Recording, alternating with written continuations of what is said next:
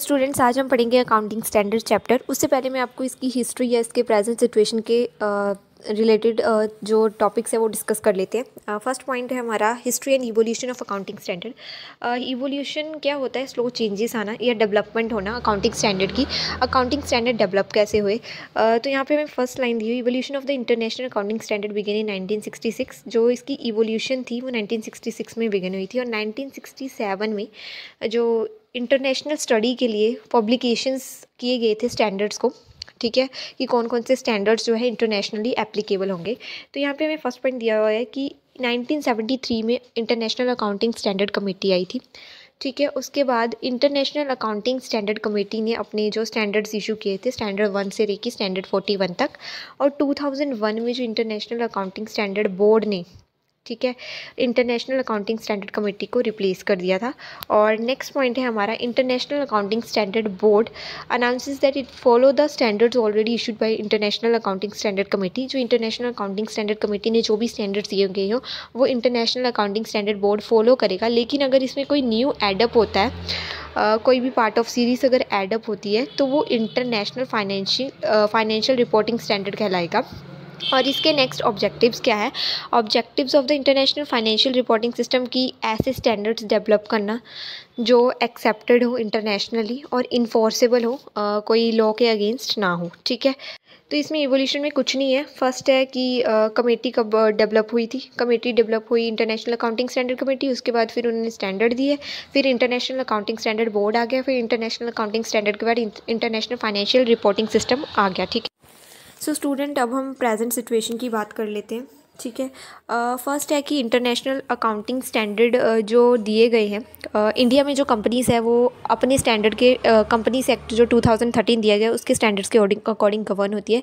इसलिए हमारे पास यहाँ पे टू सेट्स हैं अकाउंटिंग स्टैंडर्ड के। अकाउंटिंग स्टैंडर्ड फर्स्ट सेट में बताया गया है कि जो अकाउंटिंग स्टैंडर्ड जो है पूरी इंटरनेशनली एप्लीकेबल होते हैं, उसमें 27 अकाउंटिंग स्टैंडर्ड है, ठीक है, जिसमें से जो 4 अकाउंटिंग स्टैंडर्ड है वो विड्रॉ कर लिए गए हैं। सेकंड स्टेप में इंडियन अकाउंटिंग स्टैंडर्ड की बात की गई है। इसमें जो है 41 अकाउंटिंग स्टैंडर्ड है जो मिनिस्ट्री ऑफ कॉरपोरेट अफेयर्स ने दिए हैं।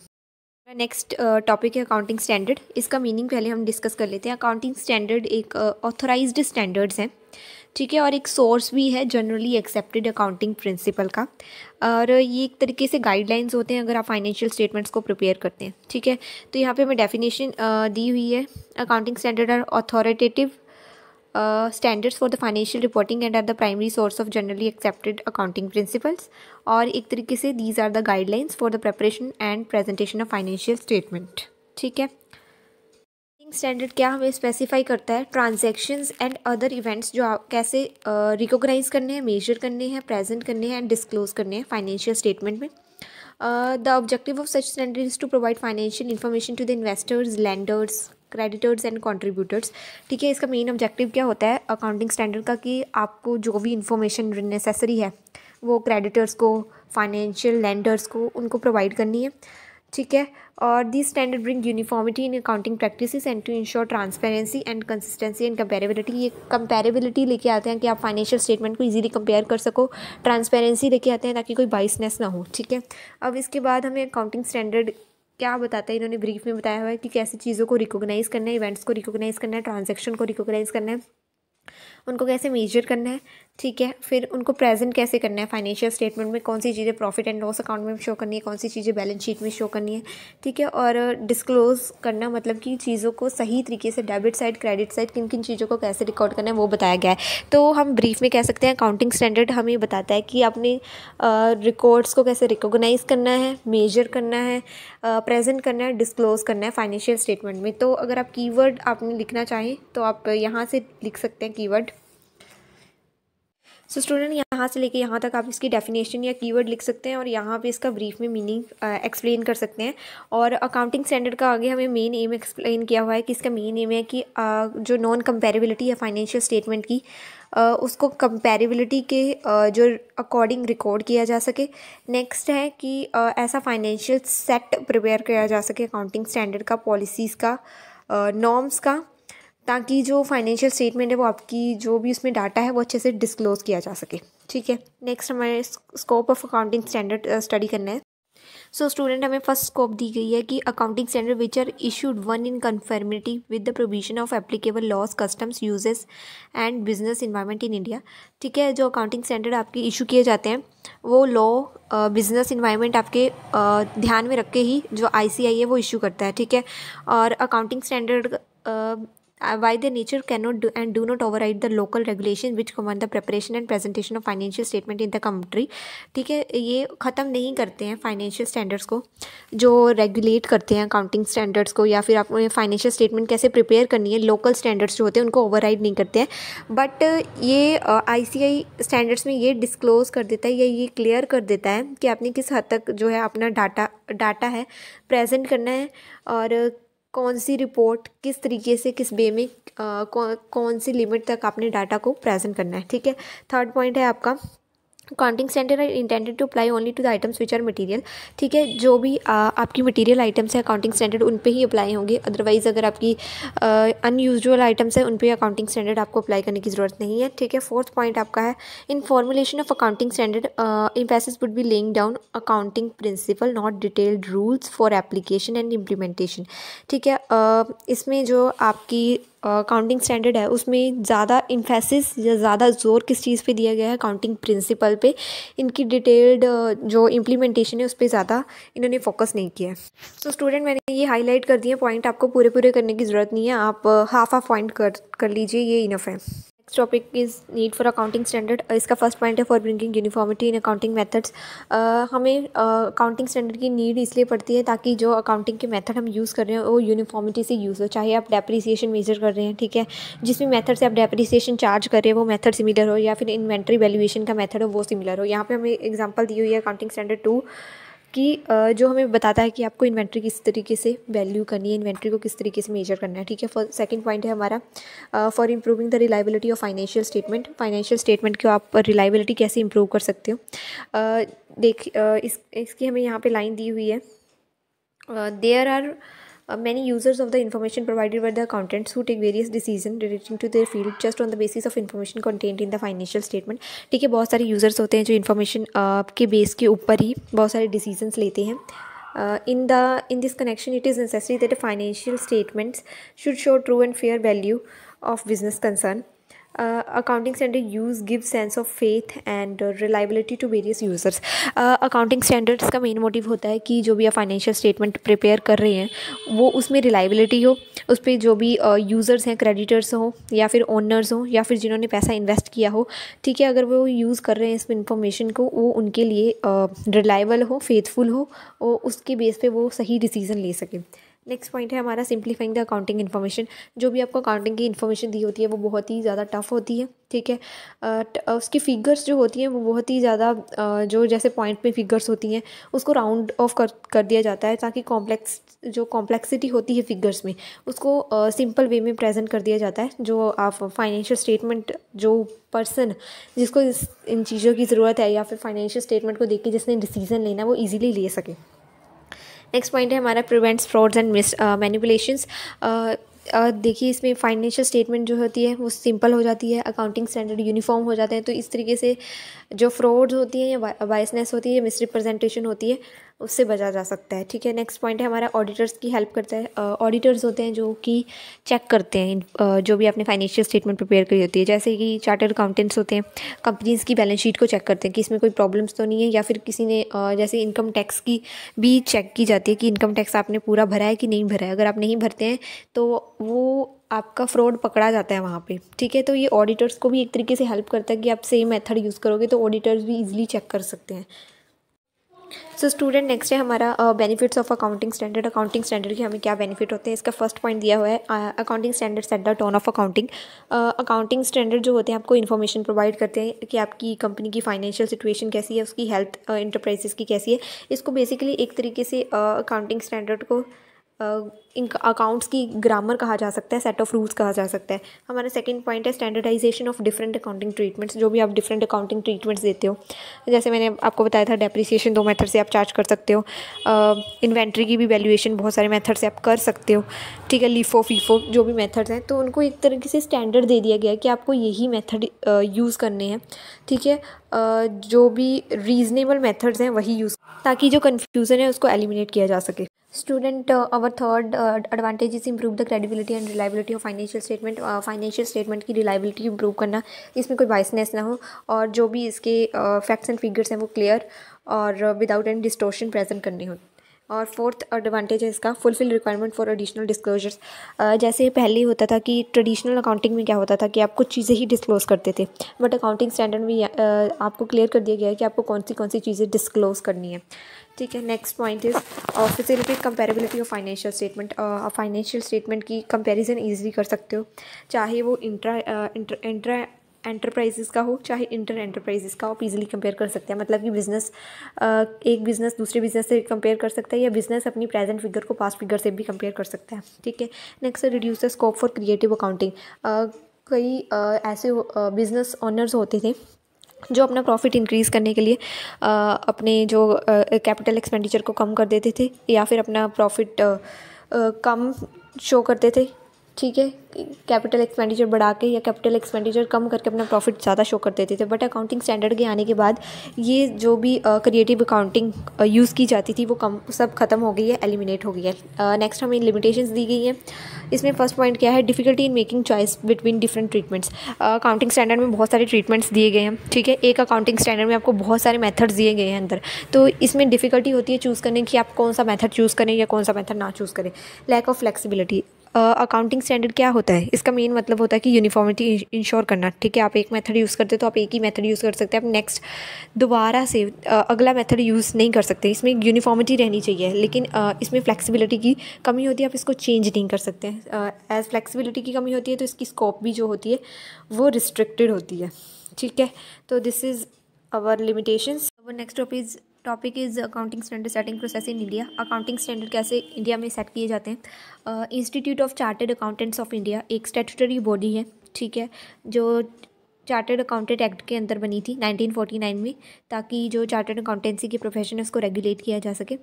इसके अलावा भी जो इंस्टीट्यूट है ये चार्टर्ड अकाउंटेंसी ऑफ इंडिया का, वो एक नेशनल स्टैंडर्ड सेटिंग बॉडी है।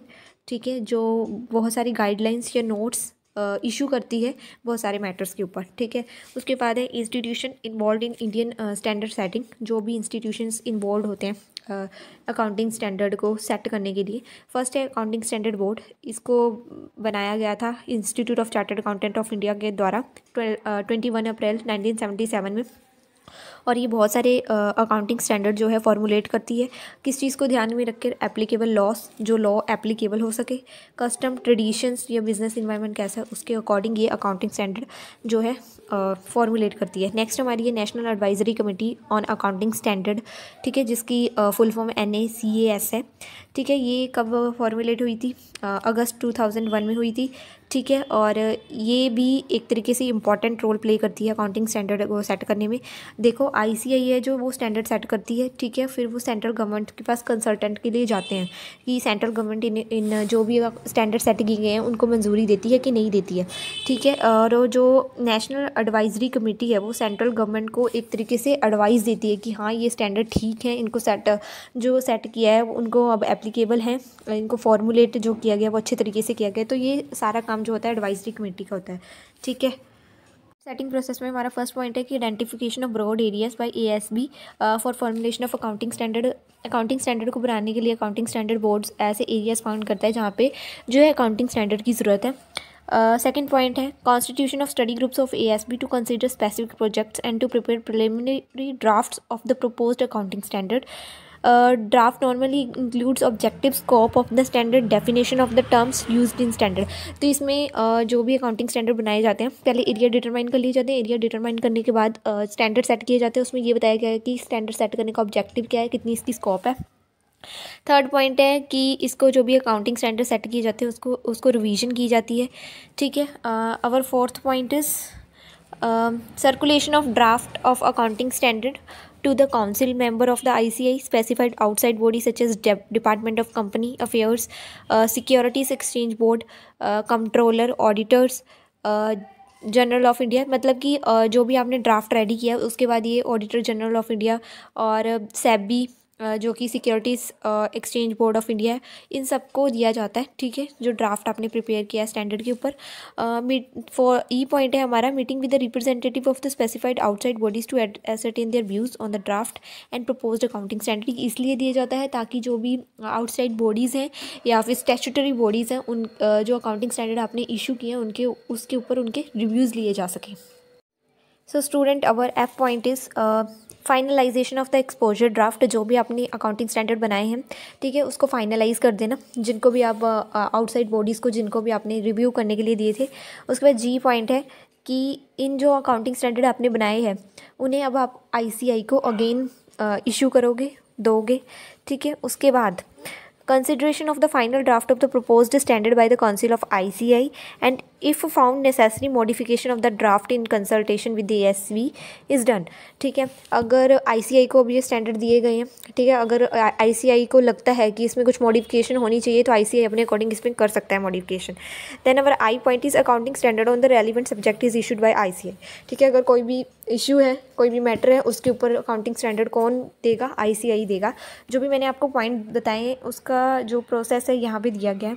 पहले आपने एरियाज आइडेंटिफाई करने हैं, ठीक है, उसके बाद कॉन्स्टिट्यूशन ऑफ स्टडी ग्रुप्स बनाने हैं, ठीक है, जो कि अकाउंटिंग स्टैंडर्ड इशू करेंगे, बनाएंगे, ऑब्जेक्टिव को ध्यान में रख के, स्कोप को ध्यान में रख के। ठीक है, उसके बाद प्रेपरेशन एंड सर्कुलेशन, प्रिपेयर करना और सर्कुलेट करना, मतलब कि आउटसाइड बॉडीज़ को जो अपने रिव्यूज़ देंगे। ठीक है, ascertain of view of different bodies on draft. ठीक है, व्यूज़ लेने, जैसे कि SEBI के व्यूज़ लेने। ठीक है, उसके बाद फाइनलाइजेशन, फाइनल कर देना जो भी अकाउंटिंग स्टैंडर्ड बनाए हैं। उसके बाद comment received on exposure draft. यहाँ पे कमेंट्स किसके रिसीव होंगे? ICAI के।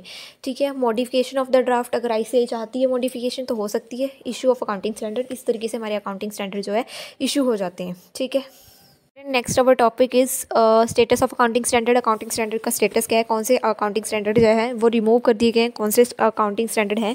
तो यहाँ पे हमें फर्स्ट पॉइंट दिया हुआ है accounting standard 8, accounting for research and development has been withdraw consequent to the issuance of accounting standard 26 on intangible assets. ठीक है, और अकाउंटिंग स्टैंडर्ड 6 भी जो है वो विड्रॉ कर लिया गया है डेप्रिसिएशन का।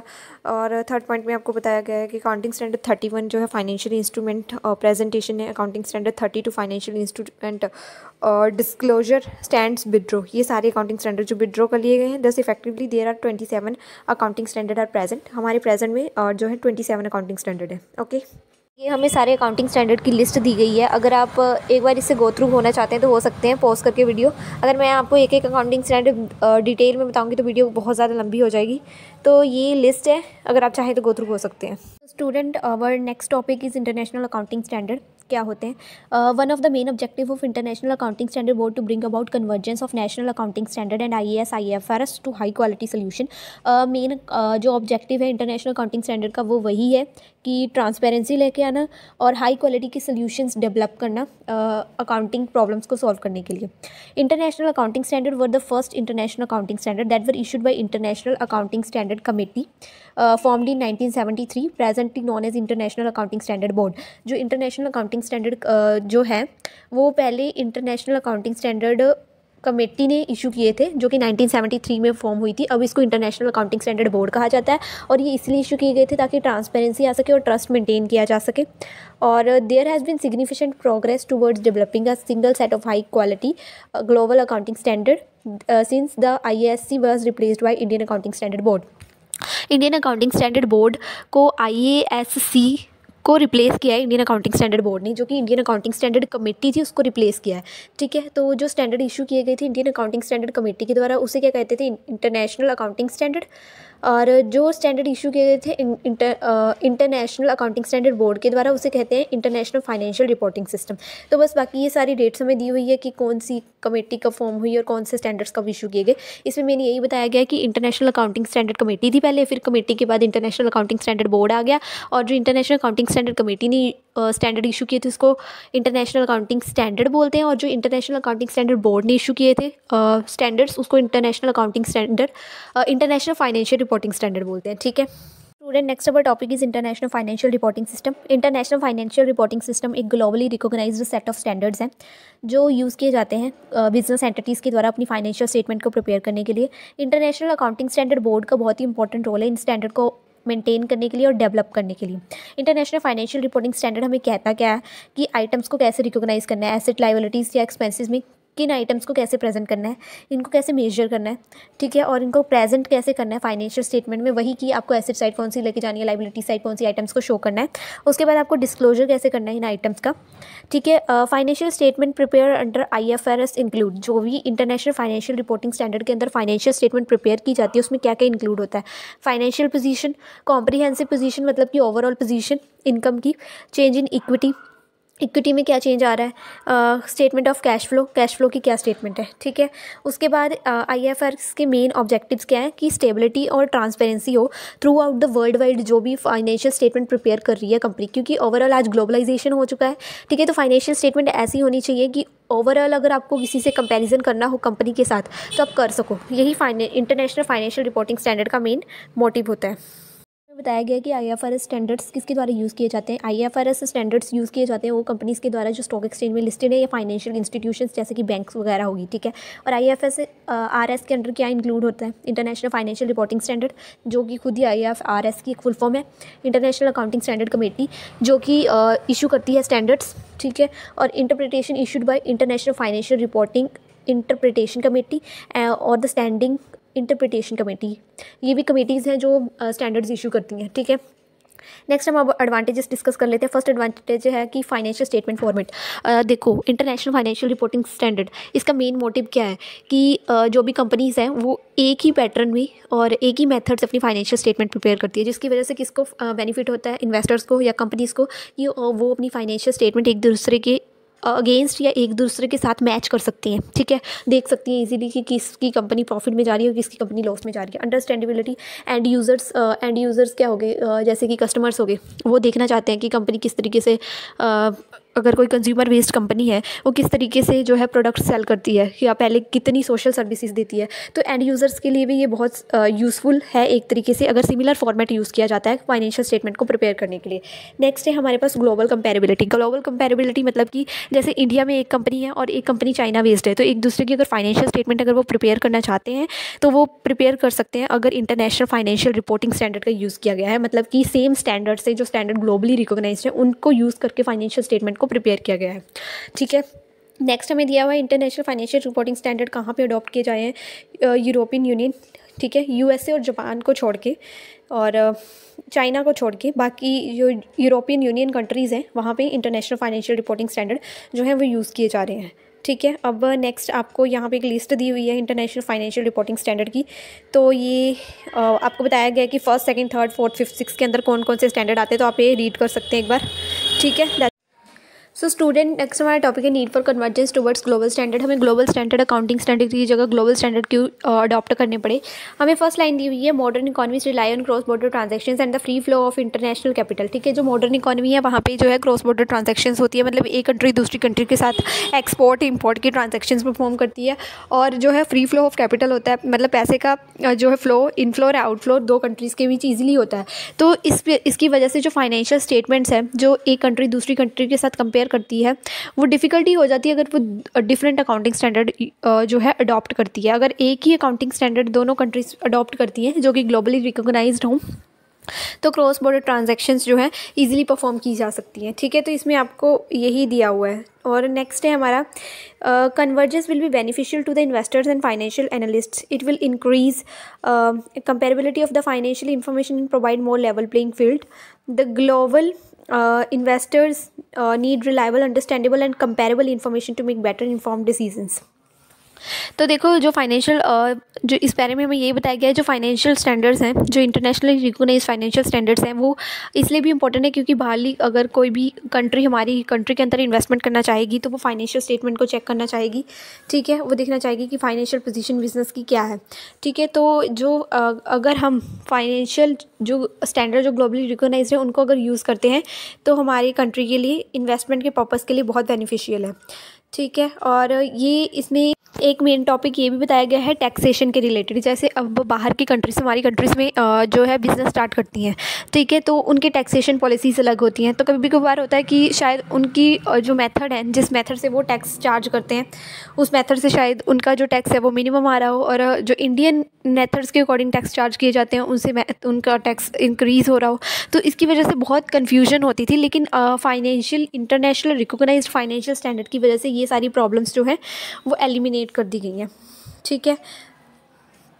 अकाउंटिंग स्टैंडर्ड क्या होते हैं? इंडियन अकाउंटिंग स्टैंडर्ड जो इंडिया में कंपनीज अडॉप्ट करती हैं, ठीक है, फाइनेंशियल स्टेटमेंट को प्रिपेयर करने के लिए। इंटरनेशनल फाइनेंशियल स्टैंडर्ड जो मैंने आपको पढ़ाए थे वो पूरी इंटरनेशनली जो ग्लोबली रिकॉग्नाइज्ड कंपनी है वो यूज़ करती है। तो इंडियन अकाउंटिंग स्टैंडर्ड क्या कहते हैं? Is a new set of accounting standard notified by the ministry of corporate affairs on February 16, 2015 that are converged with the international financial reporting standard. ये जो स्टैंडर्ड है वो मिनिस्ट्री ऑफ कॉर्पोरेट अफेयर्स के द्वारा notice में लाए गए थे, और जो है इनको इंटरनेशनल फाइनेंशियल रिपोर्टिंग स्टैंडर्ड के साथ कन्वर्ज किया है, मतलब कंबाइन किया गया है। Indian accounting standard is the accounting standard adopted by the companies in India. जो कंपनीज इंडिया में है उनके द्वारा अडॉप्ट किया जाता है Indian accounting standard under the supervision of accounting standard board. किसकी सुपरविजन में? अकाउंटिंग स्टैंडर्ड बोर्ड की सुपरविजन में। अकाउंटिंग स्टैंडर्ड बोर्ड एक कमेटी है जो institute of chartered accountant of India के अंदर है, और इसमें बहुत सारे जो रिप्रेजेंटेटिव्स हैं गवर्नमेंट के, अकेडमिशियंस हैं, professional bodies like ICAI representative from जो ICAI के रिप्रेजेंटेटिव है वो FICCI से हैं, CII से है, और ये ऑर्गेनाइजेशंस हैं, ठीक है। ICAI एक institute of chartered accountant of India, इसमें जो बहुत सारी प्रोफेशनल बॉडीज़ इंक्लूड हैं, ठीक है। और national advisory committee on accounting standard recommend the standard to the ministry of corporate affair. जो नेशनल एडवाइजरी कमेटी है अकाउंटिंग स्टैंडर्ड पे, उन्होंने ये अकाउंटिंग स्टैंडर्ड जो है मिनिस्ट्री ऑफ कॉर्पोरेट अफेयर को रिकॉग्नाइज़ किए थे। मतलब कि उन्हें रिकमेंड किए थे कि ये अकाउंटिंग स्टैंडर्ड जो है इंडियन कंपनीज़ को फॉलो करने चाहिए। MCI notifies the accounting standard applicable to Indian companies. As of date there are 41 Indian accounting standard notified by MCA। यहाँ पे टोटल जो अकाउंटिंग स्टैंडर्ड है वो 41 है, और इंडियन अकाउंटिंग स्टैंडर्ड जो name and numbered in the same way as corresponding IFRS. The application of Indian accounting standard is based on listing and net worth of a company. जो accounting standard है ये किस किस के base पे लगते हैं? नेट वर्थ कंपनी की कितनी है, और क्या कंपनी जो है लिस्टेड है इंडियन कंपनीज एक्ट के अंदर, ठीक है। तो बेसिकली इसमें यही बताया गया है कि इंडियन अकाउंटिंग स्टैंडर्ड जो है इंडियन कंपनीज़ के द्वारा फॉलो किए जाते हैं, और इसमें ICAI प्रोफेशनल बॉडीज़ मिलके जो है ये अकाउंटिंग स्टैंडर्ड इशू करती हैं, ठीक है। उसके बाद हमारे पास components of financial statement in Indian accounting standard में बताया गया कि क्या क्या कंपोनेंट्स होते हैं। कंपनी की फाइनेंशियल पोजीशन कैसी है, कॉम्प्रिहेंसिव इनकम कैसी है, इक्विटी में कितना चेंज आ रहा है, कैश फ्लो स्टेटमेंट कैसी है, note and significant accounting policies, notes भी दिए होते हैं, ठीक है। और अकाउंटिंग पॉलिसीज कौन कौन सी यूज़ करनी चाहिए डिफरेंट कंपनीज़ को, उनकी कंपनीज़ की पोजीशन के हिसाब से और उनकी नेटवर्थ के हिसाब से, ठीक है। उसके बाद है applicability of Indian accounting standard. Indian accounting standard कहाँ पे अप्लाई होते हैं? Companies that are listed on stock exchange in India, ठीक है। जो कंपनीज स्टॉक एक्सचेंज के अंदर लिस्टेड होती हैं, ठीक है। यहाँ पे कंपनीज एक्ट नहीं आएगा, यहाँ पे स्टॉक एक्सचेंज के अंदर ही लिस्टेड होंगी कंपनीज। और unlisted companies have net worth of ₹250 crore और मोर। अगर कंपनी अनलिस्टेड है तो उसकी नेटवर्थ जो है 250 करोड़ या उससे ज़्यादा होनी चाहिए। Companies with borrowing from bank and financial institute of 250 crore और मोर। अगर कंपनी ने लोन लिया है बैंक से या किसी और मनी लेंडर से, तो उसकी जो बोरिंग पावर जो होनी चाहिए वो 250 करोड़ होनी चाहिए, उससे ज़्यादा होनी चाहिए, तभी ये जो इंडियन अकाउंटिंग स्टैंडर्ड है वो लगते हैं कंपनीज़ के ऊपर। अदर कंपनी से follow Indian accounting standard. Indian accounting standard will apply on the holding subsidiary associate and joint venture companies, ठीक है। जॉइंट वेंचर कंपनीज होती है जो पर्टिकुलर पर्पस के लिए खोली जाती है। जब पर्पस फुलफिल हो जाता है तो वो कंपनीज जो है बंद कर दी जाती हैं, ठीक है। और इंडियन अकाउंटिंग स्टैंडर्ड को जो नेम दिया गया है या नंबर किए गए हैं, जिस हिसाब से इनकी जो अकाउंटिंग स्टैंडर्ड फर्स्ट पे कौन सा आएगा, सेकंड पे कौन सा आएगा, ये जो नंबरिंग की गई है ये IFRS के अकॉर्डिंग की गई है, ठीक है। और ये जो अकाउंटिंग स्टैंडर्ड है ये मिनिस्ट्री ऑफ कॉर्पोरेट अफेयर्स ने ही दिए हैं। और Indian accounting standard are based on clearly stated principle and therefore Indian accounting standard are said to be principle based accounting standard. मतलब कि ये अकाउंटिंग स्टैंडर्ड जो है फाइनेंशियल अकाउंटिंग स्टैंडर्ड के ऊपर बेस्ड है, मतलब कि इंटरनेशनल जो फाइनेंशियल रिकॉग्नाइज्ड स्टैंडर्ड है उनके ऊपर बेस्ड है, और उनके अकॉर्डिंग ही इनकी नंबरिंग की गई है, इसलिए इनको प्रिंसिपल बेस्ड अकाउंटिंग स्टैंडर्ड भी कहा जाता है। नेक्स्ट कंसेप्ट है underlying assumption of Indian accounting standard. Indian accounting standard की क्या क्या अजम्पशंस है? पहला है going concern assumption. It is assume that the entity will continue its operation for an indefinite period and entity is the going concern unless it stop its business or intend to liquidate or has no realistic alternative except liquidation. Going concern concept क्या कहता है कि business का ये एक main motive होता है, या फिर बिजनेस यही सोच के जो ओनर स्टार्ट करता है कि ये गोइंग कंसर्न कंसेप्ट है, ये तब तक लिक्विडेट नहीं किया जा सकता, बंद नहीं किया जा सकता जब तक इसको प्रॉफिट अर्न हो रहा है, ठीक है। तो अगर आप लिक्विडेट कर भी रहे हो कंपनी को तो आपको वैलिड रीज़न को डिस्क्लोज करना पड़ेगा कि हम बिज़नेस को जो है लिक्विडेट क्यों करें, और फाइनेंशियल स्टेटमेंट भी यही सोच कर प्रिपेयर की जाती है कि बिज़नेस एक गोइंग कंसर्न एंटिटी है। नेक्स्ट हमारा कंसेप्ट है एक्रूवल अजम्पशन। हमें यहाँ पे दिया हुआ है line, financial statement except the statement of cash flow should be prepared under the accrual basis of accounting. All the assets, liabilities, equity, income and expenditure are recognized only when they meet the definitions and recognition criteria in the ICI framework। तो cruel assumption concept क्या कहता है कि जो भी income आपको जब receive होती है आप तभी रिकॉग्नाइज्ड करते हो। ये बेसिकली प्रेजेंट कंसेप्ट है, मतलब कि जिस टाइम में आपको जो इनकम रिसीव होती है उसी टाइम आपको जो है उसे रिकॉग्नाइज करना है। नेक्स्ट हमारा है कंसिस्टेंसी कंसेप्ट। कंसिस्टेंसी मतलब कंसिस्टेंट रहना किसी भी चीज़ का, जो जैसे आप डेप्रिसिएशन को चार्ज करने के लिए जो मेथड यूज़ करते हो सेम मेथड यूज़ करना, ठीक है। या फिर फाइनेंशियल स्टेटमेंट को प्रिपेयर करने के लिए जो जो मेथड्स यूज़ करते हो, ठीक है। स्टॉक की वैल्यूएशन के लिए भी जो मेथड यूज़ करते हो सेम चीज़ को यूज़ करना, चेंज ना करना, ताकि जो आपकी फाइनेंशियल स्टेटमेंट में एक तरीके से कंसिस्टेंसी रहे, ठीक है। नेक्स्ट हमें दिया हुआ है लिस्ट दी है अकाउंटिंग स्टैंडर्ड की। ये आपको बताया गया है कि अकाउंटिंग स्टैंडर्ड 101 के अंदर कौन से आते हैं और 102 के अंदर कौन से आते हैं, तो ये आपको डिटेल में दिया हुआ, आप एक बार इसे रीड कर लीजिए। We are reading advantages of Indian accounting standard. उनके क्या क्या एडवांटेजेस हैं। फर्स्ट एडवांटेज है ट्रांसपेरेंसी। ट्रांसपेरेंसी का मतलब क्या होता है कि आपको क्वालिटी जो भी फाइनेंशियल इन्फॉर्मेशन आप प्रोवाइड करें उसकी इंप्रूव करना, ताकि उसमें जो है ट्रांसपेरेंसी आ सके, ठीक है, उसमें कोई बायसनेस ना हो। नेक्स्ट हमारा पॉइंट है अकाउंटेबिलिटी। अकाउंटेबिलिटी होती है रिस्पॉन्सिबिलिटी। ये जो भी बिजनेस रन करते हैं, ठीक है, जो भी मैनेज करते हैं उनकी रिस्पॉन्सिबिलिटी होती है कि जो फाइनेंशियल स्टेटमेंट में डाटा प्रोवाइड किया गया है वो अप टू द मार्क और क्लियर और करेक्ट होना चाहिए, उसमें कोई भी एरर नहीं होनी चाहिए। नेक्स्ट है हमारा पॉइंट एफिशिएंसी। एफिशिएंसी का मतलब होता है कि ऑप्टिमम यूटिलाइजेशन हो रिसोर्सेज का, कंपनी के जितने भी रिसोर्सेज हैं उनको अच्छे से यूटिलाइज किया जा सके, ठीक है, और उनकी कम से कम वेस्टेज हो। Student that's it, our accounting standard topic is over, our whole chapter is completed. अगर आपको ये वीडियो अच्छी लगी हो तो लाइक, शेयर और सब्सक्राइब ज़रूर करें। Thank you so much for watching.